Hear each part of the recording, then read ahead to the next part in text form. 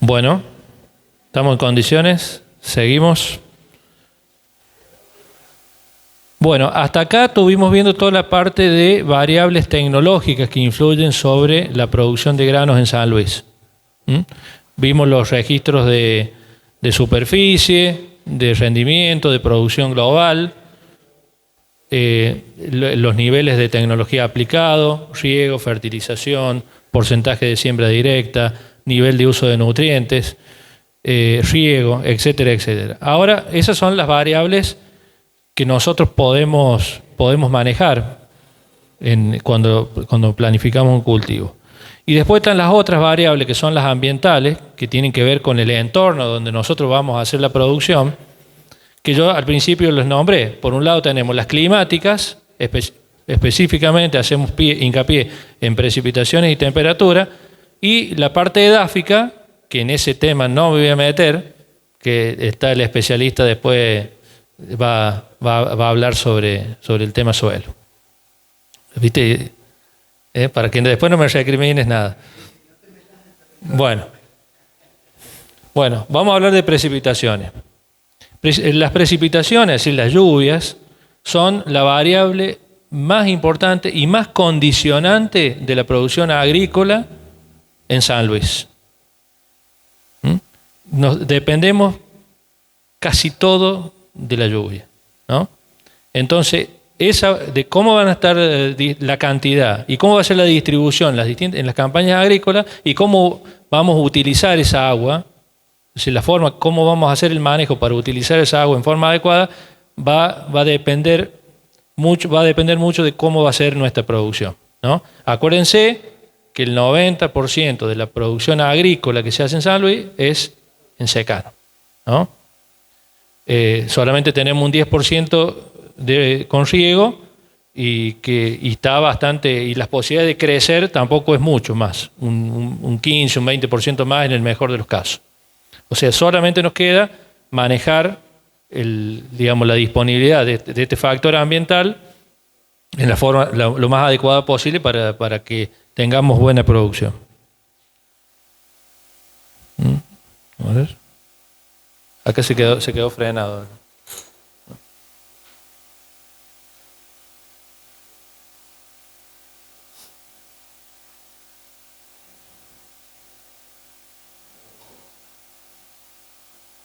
Ese auto no estaba.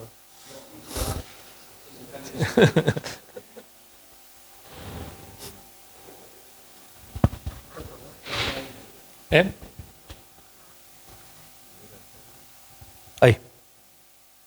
Eso.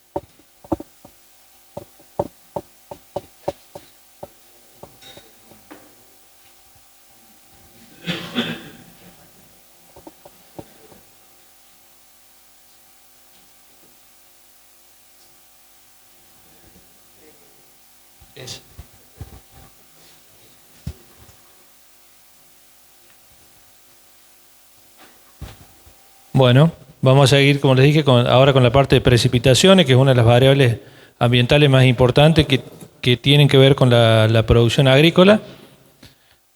Esto se lo saqué prestado, está citado ahí para que no me diga nada. Es público. Bueno, esa es la distribución de las precipitaciones en la provincia de San Luis. Como sabemos, desde los 300 milímetros en el noroeste semiárido hasta hasta los 700 que tenemos en la zona central, 700 milímetros anuales que tenemos en la zona central y en la costa del Comechingones. Y un poquito más abajo acá en el departamento Pedernera, en el límite con Córdoba. La las zonas de producción agrícola, básicamente, que es algo también que mostró Facundo con el mapa satelital de los cultivos, se encuentra, digamos, delimitada por la isolleta de los 500 milímetros. Esa es la que nos marca el límite a dónde podemos hacer agricultura en secano, ¿no? Y también donde tenemos los mejores suelos adaptados para hacer la agricultura. Bueno, es que un tema va con otro. No puedo hablar de agricultura si no hablo de suelo. Bueno, por debajo de los 500 milímetros, o sea, no es que no se haga agricultura, se hace agricultura, pero con bastantes limitaciones, ¿no? Del punto de vista climático, porque tenemos, en algunos momentos podemos tener algunas campañas, años buenos con precipitaciones abundantes, pero tampoco tenemos mucha variabilidad. Y también los suelos de esta zona, sobre todo la zona centro-sur, suroeste de San Luis, donde ha habido muchos desarrollos agrícolas puntuales, tenemos limitaciones importantes en cuanto a suelo, ¿no? Entonces, pero no quita que no haya desarrollo agrícola con las nuevas tecnologías, pero más frenado. O sea, lo grueso lo tenemos en los departamentos Pedernera, que ya dijimos, Pedernera es el más importante, el este de Dupuy, la parte del departamento Pringles y parte de Pueyrredón, el Valle del Conlara, que incluye el norte de Pedernera, Chacabuco, Junín, el departamento San Martín, que tiene una cuestión geográfica, tiene la zona agrícola está muy limitada, estamos hablando de alrededor de unas 10.000 hectáreas, 12.000 hectáreas, no más de eso. El resto está en el macizo central de San Luis, que es todo piedra, o sea que los suelos son bastante someros y ahí se complica el desarrollo agrícola, más allá que tienen precipitaciones abundantes. Y después tenemos la zona de mayor desarrollo bajo riego, que sería todo lo que es el oasis Quines Candelaria, donde el nivel de precipitación es menor a los 500 milímetros, y ahí prácticamente, si no tenemos riego, no podemos llevar adelante la agricultura en forma adecuada, agricultura para cosecha en forma adecuada. Dependemos necesariamente de la provisión de riego, más allá del aporte que pueden tener las lluvias, ¿no? Entonces, bueno, ese es el panorama general que tenemos en San Luis en cuanto a las precipitaciones. Por supuesto, precipitaciones que están concentradas en los meses en primavera, verano y algo en otoño, y después tenemos de abril hasta septiembre o hasta octubre, dependiendo de las campañas, prácticamente sin precipitaciones o con escasas precipitaciones. Entonces dependemos del agua que podamos acumular en ese periodo para la realización de los cultivos. Por eso es la complicación que hablábamos de realizar cultivos de invierno, sobre todo trigo, en secano. Bueno, este es dato propio, pero bueno, es bastante representativo de lo que pasa en la zona agrícola de San Luis. Estos son datos míos desde el año 89-90. Está armado por campaña agrícola, en vez de estar por año, porque uno trata de ubicar las precipitaciones en función de los cultivos de grano, que básicamente son de verano, tomando los datos desde el 1 de abril hasta el 30 de marzo, no tomándolo de medio año. ¿Por qué? ¿Por qué tomamos de esa forma los datos?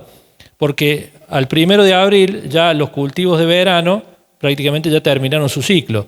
Y si queda alguno todavía, vegetando, tenemos las heladas tempranas que nos cortan el ciclo. Entonces la humedad, las precipitaciones que podemos llegar a tener en abril o en mayo, que hay algo de probabilidad que tengamos todos los años algo de precipitaciones, no es utilizada por los cultivos de la campaña anterior, sino quedarían de reserva en el suelo para la campaña siguiente. O sea, por supuesto, con un manejo adecuado del agua en el suelo, esa agua puede ser utilizada por los cultivos que se van a sembrar en la primavera siguiente, ¿no? Fíjense lo mismo, cuando hacemos el promedio, ya sea año a año o por campaña, el promedio es el mismo. No difiere. En este caso, estamos hablando de, desde el año 89, tengo datos yo, hasta la 21-22, el promedio es 690 milímetros. Esto es Tirizarao. 690 milímetros, muy parecido a lo que es acá Villa Merced, el sur, o sea, está dentro de los parámetros normales, la distribución también. Después tenemos las variaciones locales, ¿no? Pero está dentro de los promedios, los promedios normales para la zona. Si nos vamos más atrás en el tiempo, si tuviéramos un registro más, el promedio que se nos cae a 600, 610, 620 milímetros. O sea, con una serie de datos más larga, porque tenemos más variabilidad en el tiempo, por supuesto.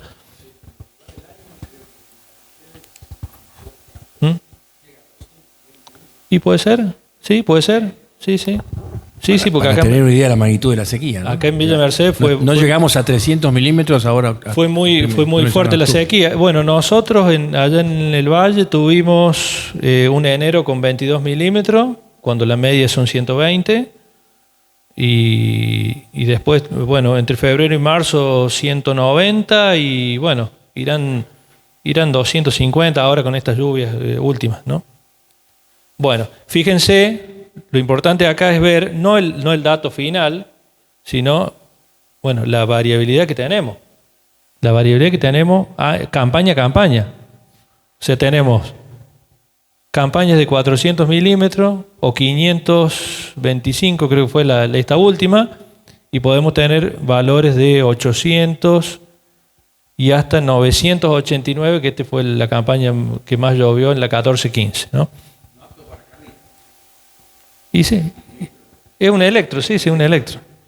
Y después, o sea, no solamente tenemos que ver, porque este es el valor puntual de la campaña, después hay que ver la distribución dentro de la campaña, que ese es otro tema. Porque muchas veces nos llueve mucho, pero nos llueve mal. Llueve cuando ya el cultivo perdió producción por falta de agua. Llueve tarde, ¿no? Y otros años llueve menos en el promedio, pero tuvo una buena distribución y tuvimos un buen rendimiento. Bueno, pero es la que nos toca, es lo que tenemos, es la distribución que tenemos acá en San Luis. Bueno, eso es el mapa de las isotermas, la distribución de las temperaturas. Básicamente, de lo que es temperatura, lo que tenemos que tener en cuenta, cuáles son los dos factores que nos afectan en la producción. Una es el periodo libre de helada, ¿no? En toda la zona de producción agrícola tenemos un periodo libre agrícola de secano, que es la que marcamos, la que está por encima de los 500 milímetros. Tenemos un periodo libre de helada bastante estrecho, que va a ir desde fines de octubre, generalmente es el 20 de octubre, más o menos 10 días, hasta el 10 de abril, más o menos 10 días. Dentro de ese periodo tenemos que meter todos los cultivos.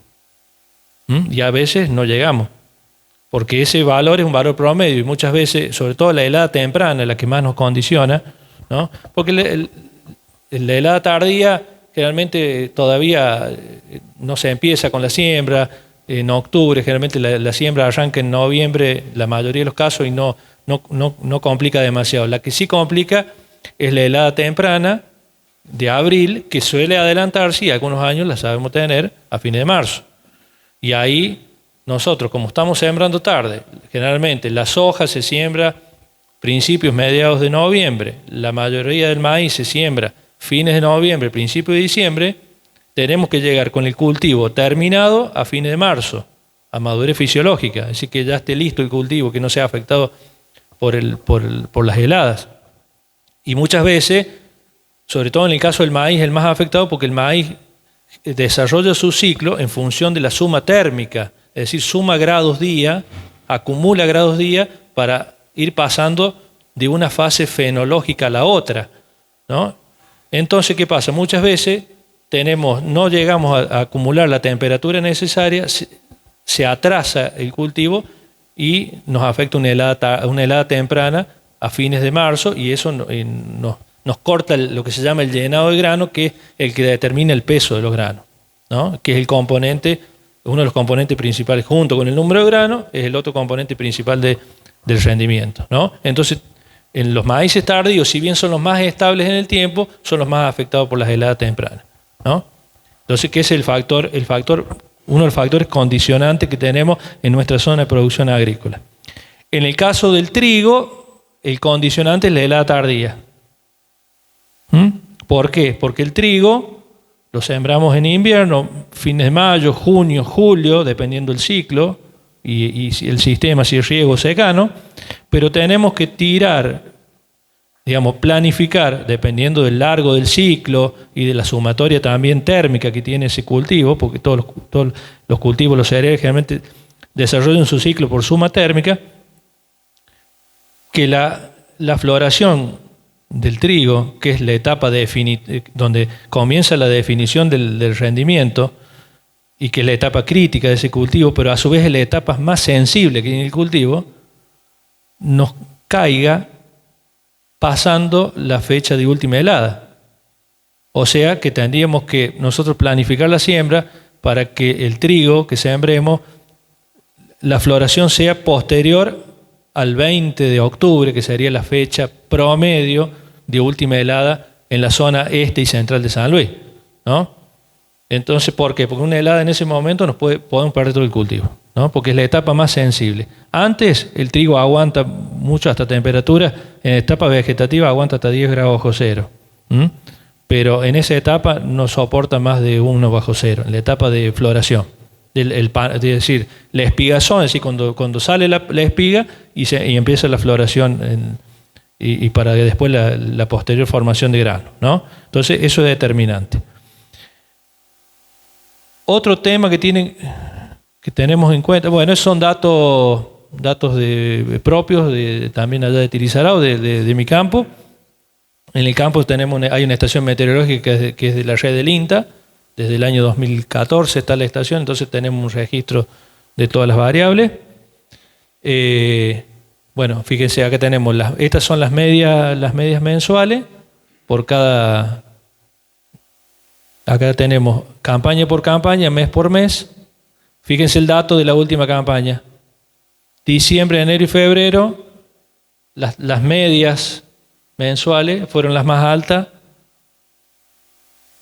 de los últimos años. Bueno, y esta es la distribución de temperatura a lo largo del año, ¿no? A ver qué sigue acá, que yo me olvidé que puse. No, este no.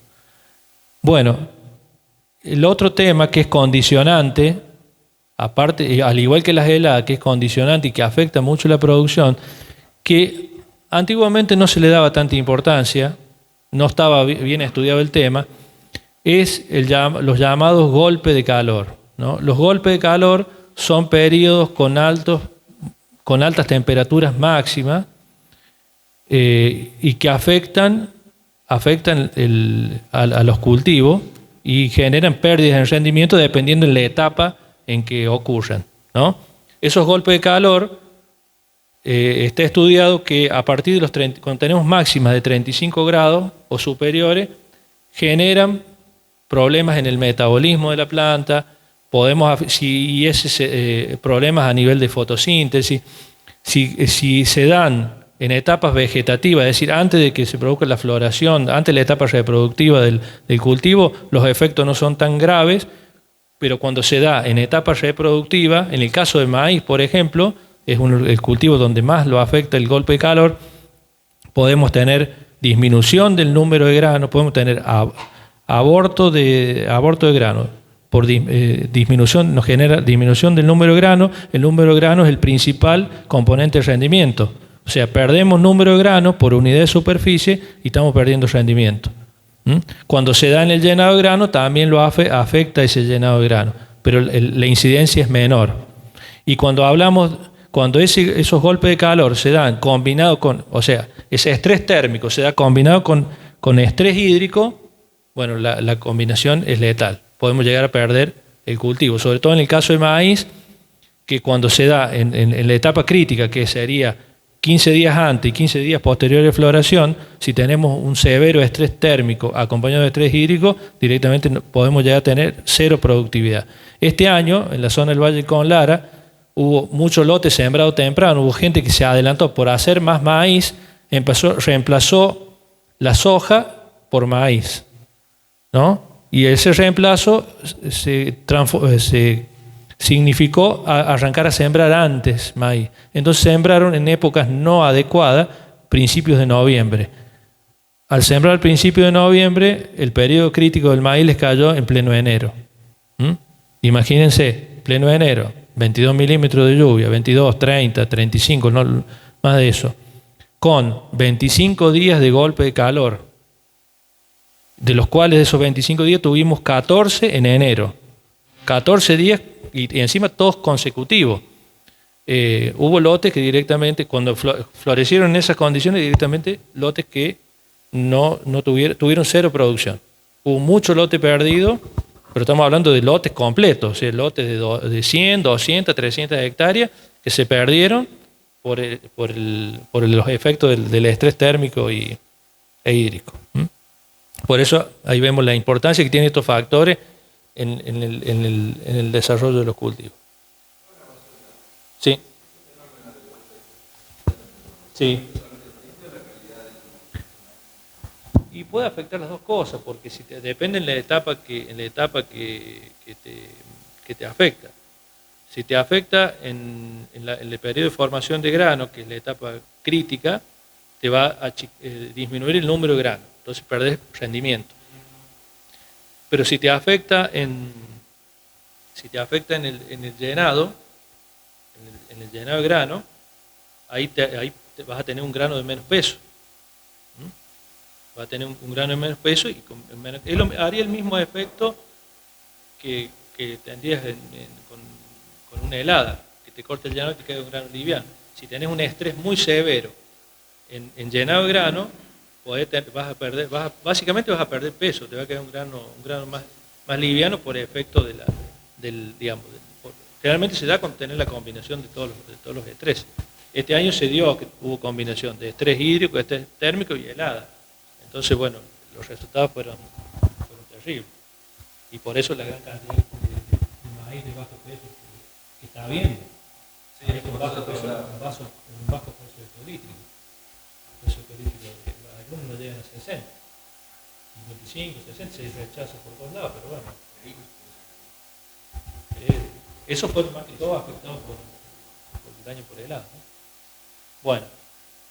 Bueno, estos ya son datos propios, que acá yo les voy dando datos míos que son más o menos representativos de lo que sería la zona del Valle Colorado. Estos son datos de rendimientos máximos, medios y máximos durante 21 campañas de maíz. Fíjense, y esto es todo maíz híbrido, fertilizado, o sea, con un paquete tecnológico intermedio, sembrados casi todos en la misma fecha de siembra, porque hacemos fecha de siembra tardía, fin de noviembre, principio de diciembre, pero fíjense la variabilidad que tenemos, y si vemos el gráfico de lluvia, básicamente fíjense cómo copia, me pasé de largo,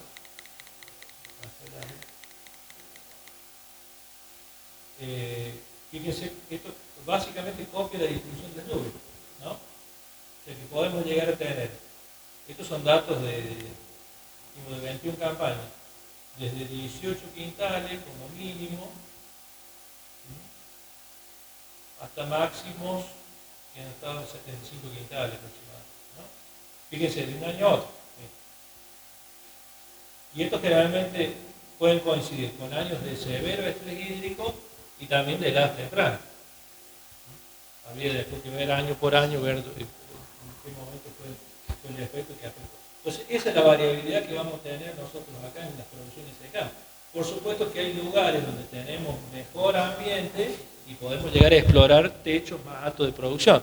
En algunos lugares puntuales en la provincia donde tenemos un ambiente no tan restrictivo como este, podemos llegar a tener 80, 90 y hasta 100 quintales de rendimiento de maíz en años buenos. En años buenos, no es que sean todos los años, en años buenos, ¿no? O por ahí en algún ambiente donde podemos tener napa, ¿no? Podemos llegar a mejorar, ¿no? Pero digamos, esto es un promedio de lo que vemos acá en la zona. Acá, si tiramos un promedio, estamos en el orden de los 40 quintales, aproximadamente, ¿no? Es la media que tenemos.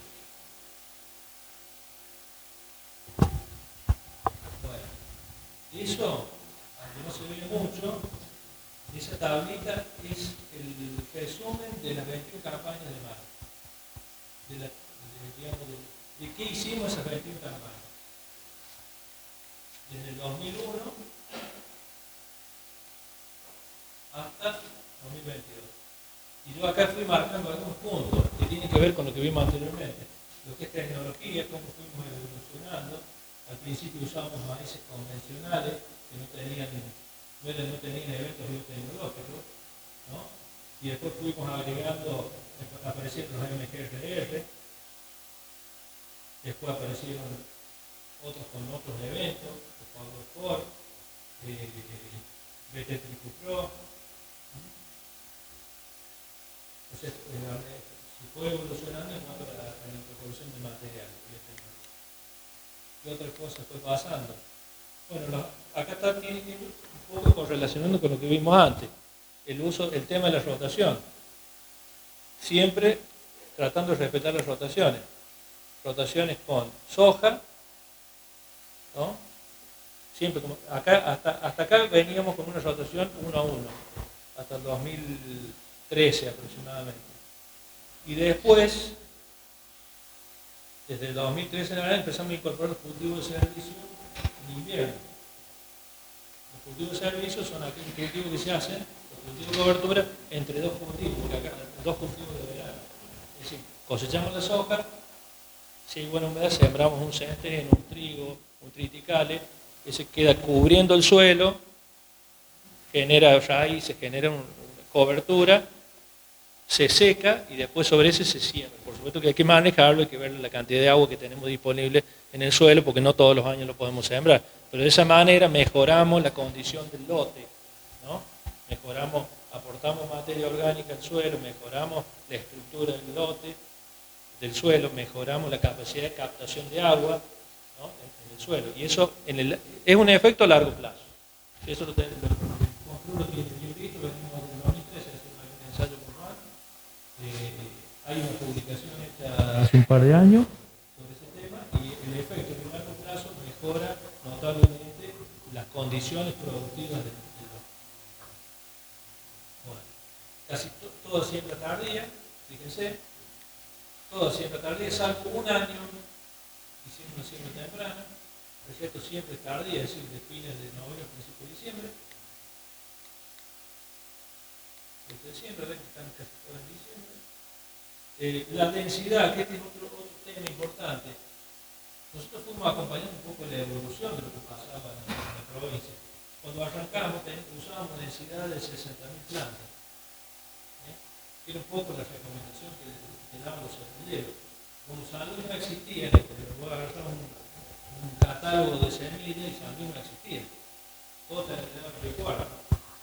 Y entonces, bueno, recomendaciones de semilleros, 60.000 plantas para San Luis. Pero entramos a ver un tiempo que no era,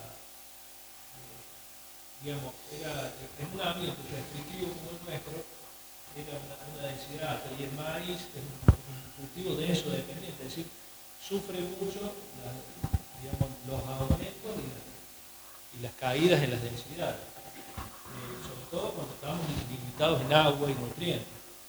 Entonces, con el tiempo, después bajamos a 55, a 40 y pico, y hoy estamos, en los últimos años, entre 40, 42, 45.000 plantas como mucho. Y sostenemos se sostienen los rendimientos, es decir, no necesariamente tenemos que poner más plantas para obtener rendimiento, al contrario, como la mayoría de los años, acuérdense que yo dije, 4 años malos, 3 intermedios y 3 buenos, o sea, tenemos más probabilidad que tener un año malo regular que un año bueno. Entonces, hacer planteos más conservadores, con menos cantidad de plantas, te permiten estabilizar el rendimiento. Quizás no vamos a tener tanto rendimiento en los años buenos, pero te permite estabilizar el rendimiento en el tiempo y tener una productividad adecuada en un año malo. Bueno, después seguimos. ¿Sí? Perfecto. ¿Estamos el tiempo? Bueno, ahí lo terminamos. Bueno, ahí está la fertilización. Y ahí están todos los estrés de las campañas. Todos los años pasó algo. Sequía, helada, estrés térmico. Bueno, esos son datos de rendimiento en función de la fecha de siembra. Fíjense la variabilidad que tenemos. Esos son daños por estrés y esos son daños por helada, por debajo de la curva. Estos los paso rápido, porque si no, ya me sacaron la tarjeta. Estos son los rendimientos en función de las precipitaciones acumuladas. Fíjense la variabilidad que tenemos, ¿no? Esos son por estrés en algún momento y heladas tempranas, ¿no? O sea, años que llovió mucho, pero lo mismo tuvimos pérdida de rendimiento. Este dato hecho a nivel de ensayo nos da, que eso lo mostré ayer en el INTA, que es este dato, nos da 11 kilos de maíz por cada milímetro de... Me pasé de largo. Por cada milímetro de acumulado en la campaña. ¿Estamos? Bueno, ya, esto desgraciadamente no lo vamos a ir pasando. Acá tenía lo de soja, más o menos lo mismo. Después, si quieren, la presentación se las pasamos a todos para que la terminen de ver, pues si no, no vamos a llegar más. Esto es relación de rendimiento con la fecha de siembra en soja. La mejor fecha es mediados de noviembre, el 20 de noviembre aproximadamente, y después decae. Bueno, esos son rendimientos de soja también, al igual que el otro. Fíjense cómo es el rendimiento de soja en función del agua en la campaña. Ahí tenemos 6 kilos de rendimiento por cada milímetro acumulado. Bueno, y conclusiones, así terminamos. Conclusiones. Bueno, la producción y el rendimiento por unidad de superficie en la provincia de San Luis para los cultivos de grano, básicamente maíz, soja y trigo, se ha incrementado notablemente en los últimos 20 años. En algunos casos, duplicado y triplicado, sobre todo el caso del maíz. La consecuencia es la incorporación de tecnologías de manejo, siembra directa, fechas de siembra, densidades de siembra adecuadas, agricultura por ambiente, aplicación variable de insumos, rotación y cultivo de servicio, etcétera, etcétera. Y tecnologías de insumo que tienen que ver los genotipos modernos con eventos biotecnológicos de alto potencial de rendimiento, fertilización, riego, el paquete de fitosanitarios adecuado. ¿Estamos de acuerdo hasta ahí? Pero también es importante destacar que en las últimas campañas agrícolas, si bien, digamos, el productor ya sabe qué paquete aplicar, que sabe qué hacer, o por lo menos está más o menos asesorado, informado de lo que tiene que hacer para producir acá en San Luis, tenemos una tendencia a disminuir la incorporación de tecnología, debido a que a falta, es lo que veníamos hablando, falta de reglas claras para la producción. Nosotros nos sembramos con una situación y no sabemos qué vamos a tener al momento de cosechar. Alta presión impositiva sobre el sector. Hoy estamos hablando, el índice FADA, que es el que hace la Federación Argentina la Fundación para el Desarrollo Agropecuario, y habla de un promedio de 65% de presión impositiva sobre la renta del productor. O sea que de cada 100 pesos que el productor le queda de ganancia, 65 se los lleva el Estado en concepto de impuestos. Y con lo que le queda tiene que volver a sembrar, ¿no? Y tiene que vivir. O sea, ahí ya estamos mal. Allá estamos mal. Y eso que estamos en una situación, ya hemos llegado a tener en algunos momentos hasta el 90. Y después, el otro gran problema que lo vivimos hasta el 2015 y lo estamos viviendo ahora, es el intervencionismo del Estado en los mercados agrícolas, que desvirtúan, digamos, y le saca la previsibilidad a la producción agropecuaria, porque el productor está produciendo con una determinada regla y al cambiársela a mitad de camino, después no sabe qué hacer. Bueno, el mejor ejemplo fue el tema del dólar soja. Es un claro ejemplo de una política de parche que no termina siendo nada. ¿Distorsiona el mercado? ¿Seguro? De recursos, claro. Seguro, porque lo que hablamos, la mayoría de los productores ya había vendido la soja la mayoría la tenían los exportadores, no hubo. Y aparte no son políticas a largo plazo.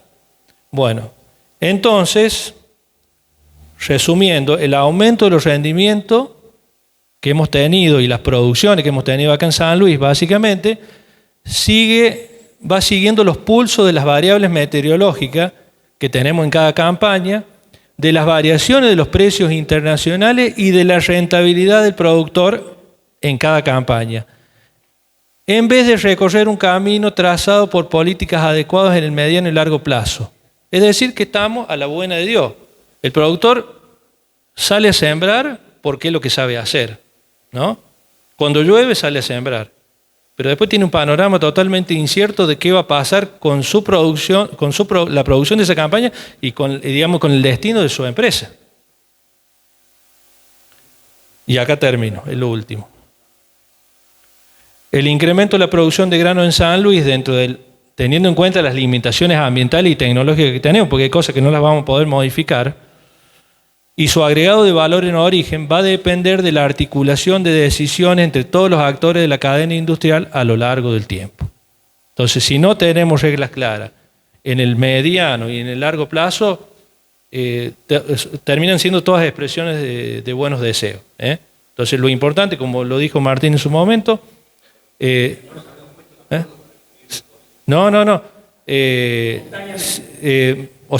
tenemos todo para hacerlo. Tenemos la capacidad tecnológica, tenemos los recursos, tenemos la ciencia, la técnica, los recursos humanos, tenemos una estructura básica y mínima como para seguir produciendo, tenemos empresas que agregan valor, pero si no nos ponemos de acuerdo en cómo mantener, una cierta estabilidad en el tiempo en cuanto a las reglas de juego, no vamos a salir de